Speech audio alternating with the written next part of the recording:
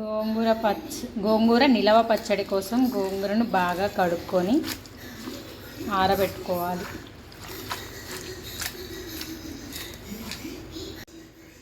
ఇలా ఆరబెట్టుకున్నాక పూర్తిగా ఆరిన తర్వాత పచ్చిమిర్చి కడిగి కట్ చేసుకోవాలి.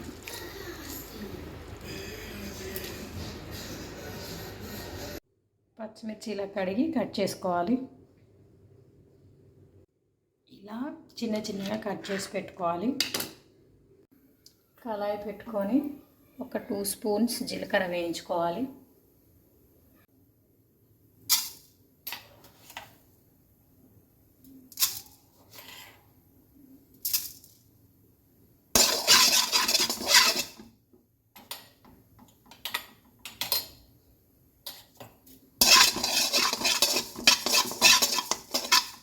జీలకర్ర కొంచెం వేగాక ఇప్పుడు మెంతులు వేసుకోవాలి. ఒక 1/2 స్పూన్.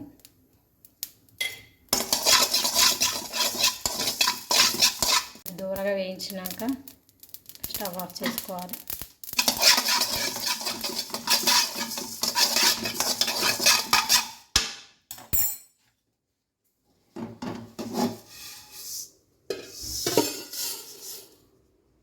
ఇలా ఒక గిన్నెలో పోసుకొని జీలకర్ర మెంతులు వేయించుకున్న తర్వాత మళ్ళీ ప్యాన్ పెట్టి అందులో ఒక ఆయిల్ వేసుకోవాలి.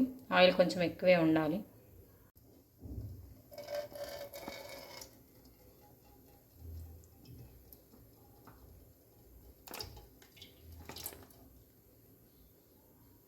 ఆయిల్ వేడయ్యాక తాలింపు గింజలు వేసుకోవాలి. గింజలు వేడయ్యాక ముందుగా కట్ చేసి పెట్టుకున్న మిర్చి వేసుకోవాలి.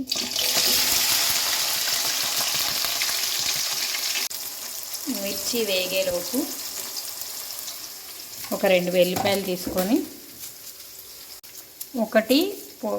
ఒక ఎల్లిపాయ పొట్టు తీసుకోవాలి. ఇంకో ఎల్లిపాయ పొట్టు తీసుకోకుండానే జీలకర్ర మెంతులతో పాటు మిక్సీ పట్టుకోవాలి. పచ్చిమిర్చి ఉడికాక ఎల్లిపాయలు వేసుకోవాలి. సరిపడా సాల్ట్, స్పూన్ పసుపు. ఇప్పుడు మనం ముందుగా కడిగి పెట్టుకున్న గోంగూర వేసుకోవాలి. చాలు నాన్న.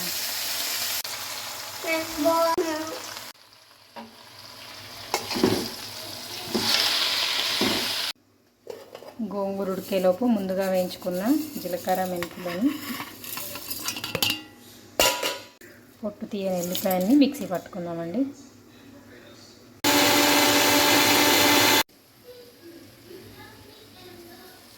చూడండి, ఇది దగ్గరగా ఉడికింది. ఇప్పుడు ఇందులోకి ఈ మసాలా వేసేసుకుందాం.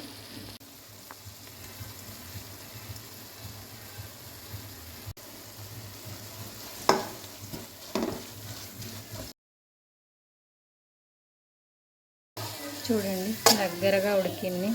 టేస్టీ గోంగూర చట్నీ రెడీ. ఇది ఒక 4-5 డేస్ వరకు నిల్వ ఉంటుంది. తడి లేకుండా కడిగి పెట్టుకున్న ఒక గాజు సీసాలో ఈ పచ్చడిని స్టోర్ చేసి పెట్టుకుంటారు.